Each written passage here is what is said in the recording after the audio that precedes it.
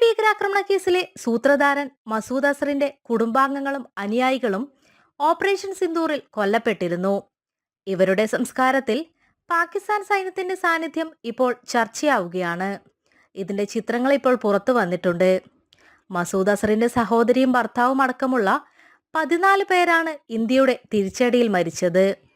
താനും കൂടി മരിക്കേണ്ടതായിരുന്നു എന്നാണ് സംഭവം സ്ഥിരീകരിച്ച് മസൂദ് അസർ പറഞ്ഞത്. മസൂദ് അസർ പാകിസ്ഥാനിൽ തടവിലാണ് എന്നാണ് പാക് അധികൃതർ മറ്റ് രാജ്യങ്ങളോട് എപ്പോഴും പറഞ്ഞിരുന്നത്. എന്നാൽ വലിയ സുരക്ഷാ പരിഗണനകളോടെ അസർ പാകിസ്ഥാനിൽ കഴിയുന്നതായി ഇന്ത്യക്ക് വിവരം ലഭിച്ചിരുന്നു. 9 ഇടങ്ങളിലാണ് ബുധനാഴ്ച പുലർച്ചെയോടെ ഇന്ത്യ പാകിസ്ഥാനിൽ തിരിച്ചടിച്ചത്. ഇതിൽ മസൂദ് അസറിന്റെയും കുടുംബാംഗങ്ങളും കൊല്ലപ്പെട്ടു. ഇവരുടെ സംസ്കാരത്തിലാണ് പാക് സൈനികാംഗങ്ങൾ പങ്കെടുത്തത്. ഇന്ത്യക്കെതിരെ ആക്രമണം നടത്തുന്ന ഭീകരർക്ക് പാക് സൈന്യത്തിന്റെ പിന്തുണയുണ്ടെന്ന ഇന്ത്യയുടെ വാദം ഇതോടെ സത്യമായിരിക്കുകയാണ്.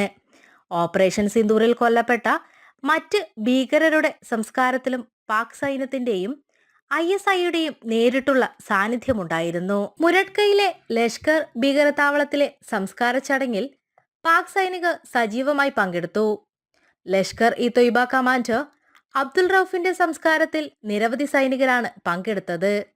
ലാഹോറിൽ നിന്നും 30 കിലോമീറ്റർ മാത്രം അകലെയാണ് മുരഡ്കയിലെ ലഷ്കർ പരിശീലന കേന്ദ്രം.